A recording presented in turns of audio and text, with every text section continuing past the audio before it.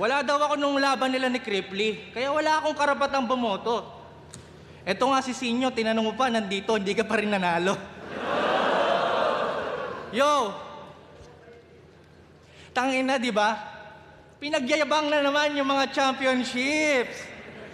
Kasasabi ko lang, tanginang estilo yan ang sangsang.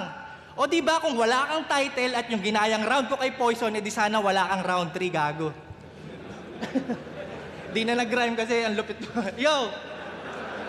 Pero di ba streamer ka? Ano yung stream mo? Run online? Ayaw mo magpa-raffle?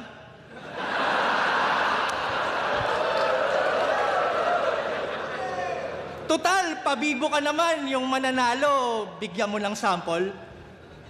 Sige lang magpasikat ka sa sun visor. Magpahangin ka sa isang anchor. Hindi uubra tong bida-bida bara ko tumatagos sa flat armor. Di ba streamer ka? Eh ba't di natin stream tong laban? Pag hit ko ng go live, ang bilis. Nanood agad yung mga tagahanga mo. Salamat sa nagbigay ng 5 stars, sindihan agad sa bunganga mo. Pagputok, laglagan pa nga yung bunganga, di na masara. Paano ka ngayong boboses, pare? Teka lang, may nag-comment.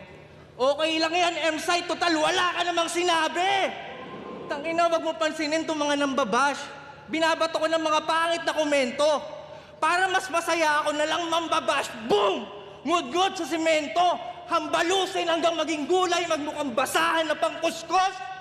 Nasaksihan nyo yung champion ng tryouts, isinabuhay na mados por dos.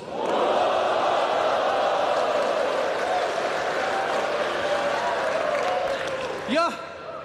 Masyadong brutal, Tipsy. Tangina, wala akong paki sa community guideline. Itutuloy natin tong stream hanggang yung biktima maguhitan ng outline. Brrr! Pag-start ng chainsaw, nasyak lahat. Tadtad ng comment yung screen. Kala nila nag-guess si Kai Sinat sa sobrang ingay ng stream. Lagariin na yan, paa at tuhod. Umabot sa leeg, talsik ulo. Lagari sa tiyan ng Olano, labas ang pusod, Carlos Yulo.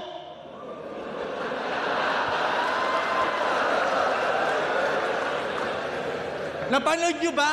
Pinagsisipa ko parang football. Nagkalat yung ibang piraso, lagpas 20. Shoutout kay iShow Speed. Tignan nyo si Cristiano, naging Messi. Pero sige, ipunin natin yung mga piraso, organisado, parang buo na ulit pagkatapos. Pasensya na, inatake ng OCD, kaya niligpit ka ng maayos. Ano? Umubra ba yung plano mong 32?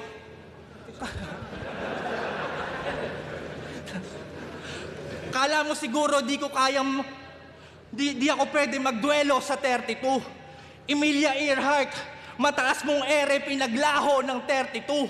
Hit legend, ito'y shock. Ito'y na-bulldoze ng 32. Hit ledger, itong whack na overdose ng 32. Pinagmamasdan ko yung bangkay mo na parang tuta. Sa tabi ng hukay, yung dating astang goat naging tupa. Nawalan ng sungay. Katawan mo sa dugo nakahilata.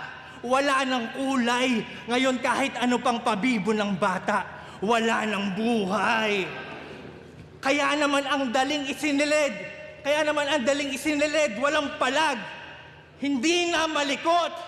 Teka, ang luwag pa sa body bag, kasya pa si Mot!